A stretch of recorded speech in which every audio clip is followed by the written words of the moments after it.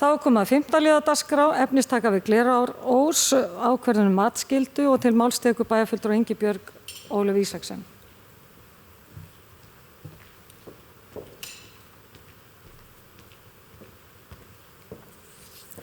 Forseti, ágætu bæjarfulltrúar.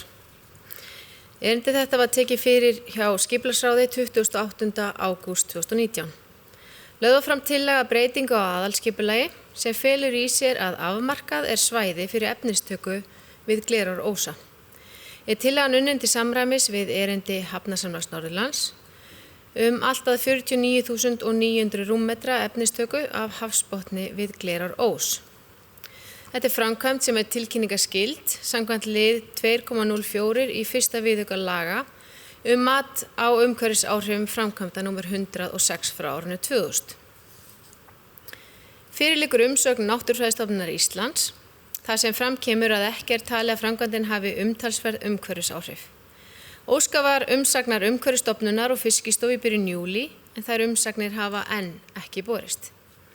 Að mati ráðsins er breytingin óveruleg, samanber 2. málsgrein 36. grein skipulagslaga, þar sem hún hefur ekki verulega breytingar á landnotkun í för með sér eða sé líkleg til að hafa mikil áhrif á einstaka aðila eða áhrif á stór svæði. Skipulagsráð leggur til við bæjarstjórn að fyrirliggjandi tillaga breytingu á aðalskipulagi verði samþykkt.